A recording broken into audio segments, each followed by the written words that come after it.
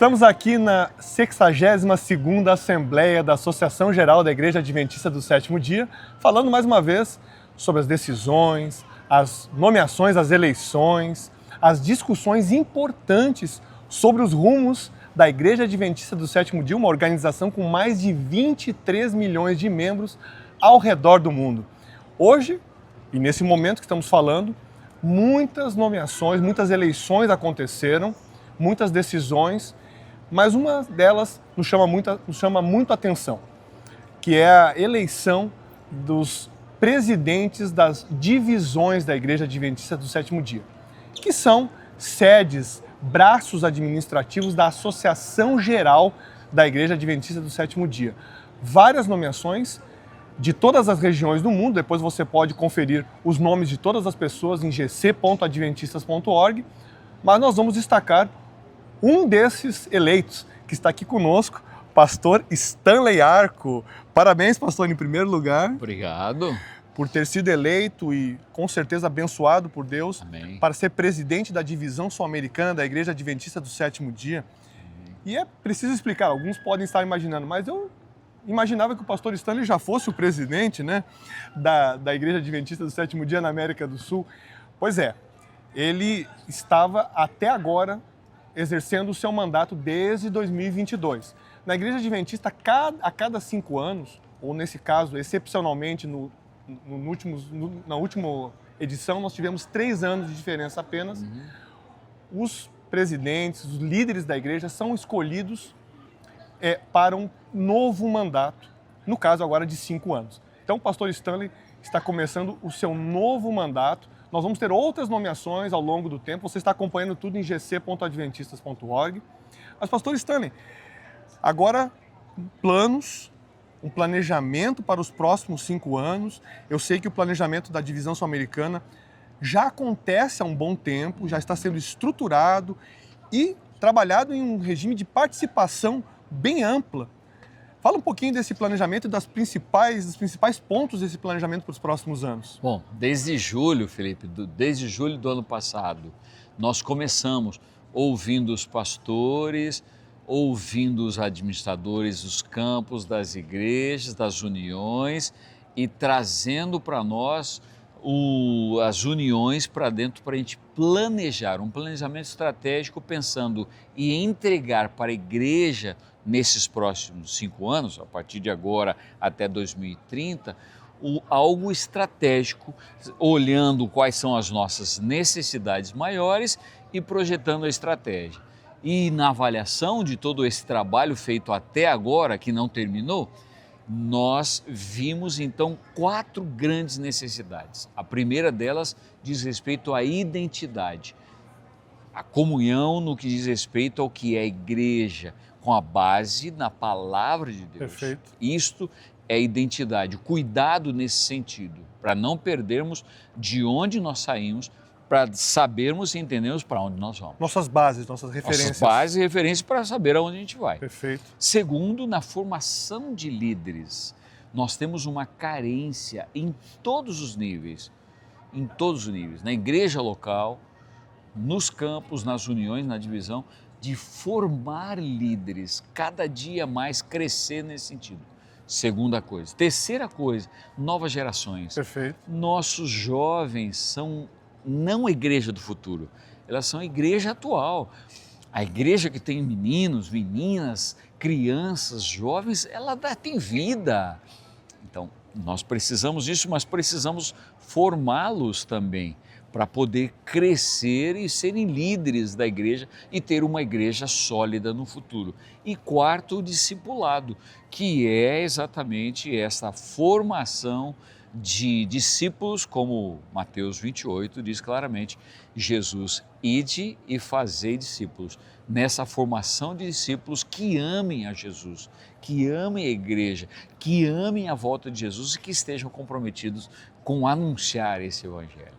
O senhor falou de novas gerações, mas novas gerações representam também um desafio para a Igreja Adventista de maneira global, porque há uma grande dificuldade de manter essa turma mais nova dentro da igreja por muito tempo, né? como a divisão sul-americana tem trabalhado e espera trabalhar nos próximos anos para tentar frear essa saída tão grande de jovens, crianças e até adolescentes também. Veja, temos algo antagônico. Nós mais batizamos e está exatamente nas novas gerações. Olha só. Aí dos seus 9, 10 anos até os seus 16, 17 anos, é onde mais batizamos. Nos clubes de desbravadores, de aventureiros. Exatamente, a vida aí da juventude. Mas ao mesmo tempo, quando você começa a olhar, o ponto em que nós mais somos frágeis está exatamente dos 18 aos 25 anos. É onde nós mais perdemos. Então aqui nós temos que concentrar força e atenção especial. E a pergunta é assim: quanto da minha igreja está sendo intencionalmente atender nossas novas gerações, os nossos jovens, nossos adolescentes, nossas crianças? Quão intencional é nossa ação nesse sentido e quão relevante está sendo o programa da igreja para essa galera. Sim, que é assim que o pessoal fala mesmo, né?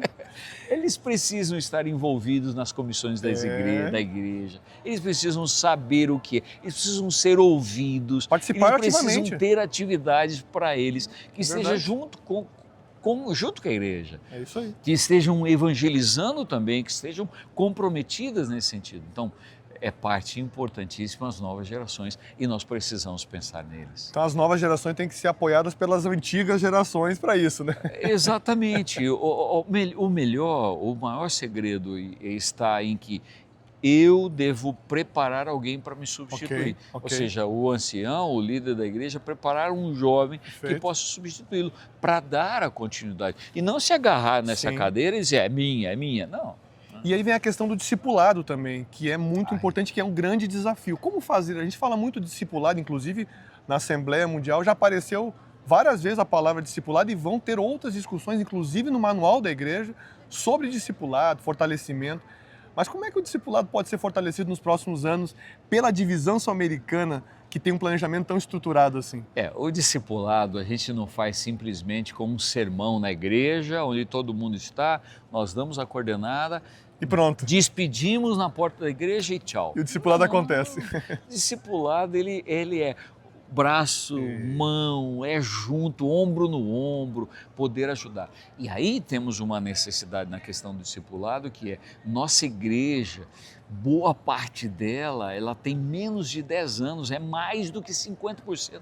10 anos de tempo de batismo, né? De tempo de batismo. Então somos jovens, adventistas jovens, vamos dizer assim. Sim, há pouco tempo. Mas essas pessoas precisam, logo que batizada, precisam da atenção nossa. Como guardar o sábado, como fazer um culto do pôr do sol, como fazer o culto familiar. Até como guardar o sábado, né, pastor? Todos esses detalhes são importantíssimos dentro do programa.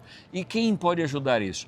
Aquele que já conhece, já tem uma vivência Mais nisso, maduro, né? para poder ajudar, para eles poderem concentrar a atenção nisso e fortalecer, um amadurecimento espiritual dessas pessoas. Isso é discipulado, comendo junto com eles também. É isso aí.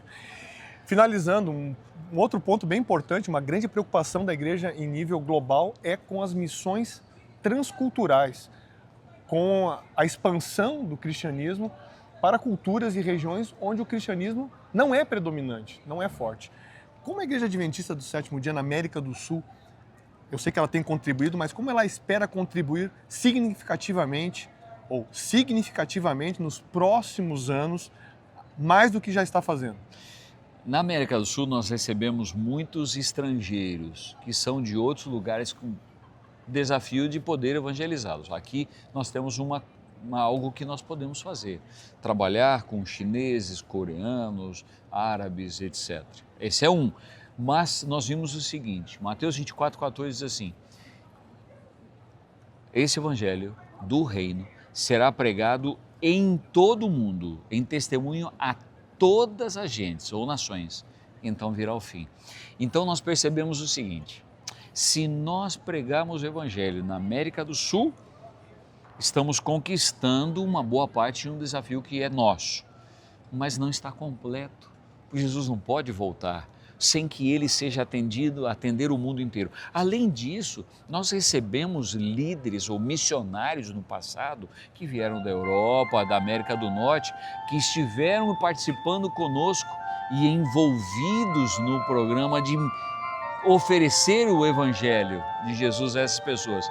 Então nós queremos que agora dar o nosso agradecimento a essas pessoas, Exato. poder agora levar a Janela 1040 a outros lugares que têm maiores desafios de evangelização, levar esse evangelho às outras pessoas. Aqui está o nosso desafio. Então chama-se programa que nós temos Mission Refocus, é mandar para outros lugares famílias que possam evangelizar.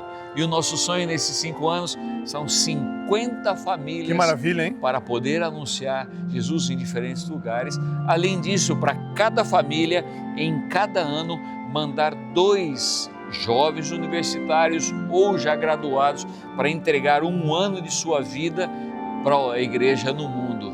Então aí nós temos esse desafio para poder trabalhar. Significa que 50 famílias, 2 jovens para cada família. Em cada ano 100 famílias, 100 jovens. Sim. E durante os 5 anos, 500 jovens. Que beleza, hein? Nós estaríamos formando uma geração missionária que pensa não só no seu próprio umbigo, Só na sua igreja local. na sua rua, mas pensa no outro lado do mundo. Que também. maravilha, hein, Esse é pastor? o trabalho.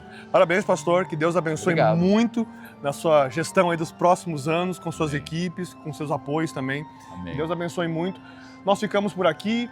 Houve outras votações, há muitas outras votações acontecendo em relação a alterações no manual da igreja. Todas elas você pode conferir em detalhes em reportagens, entrevistas, vídeos gravados também em gc.adventistas.org. gc.adventistas.org. Continue conosco, um grande abraço e até a próxima!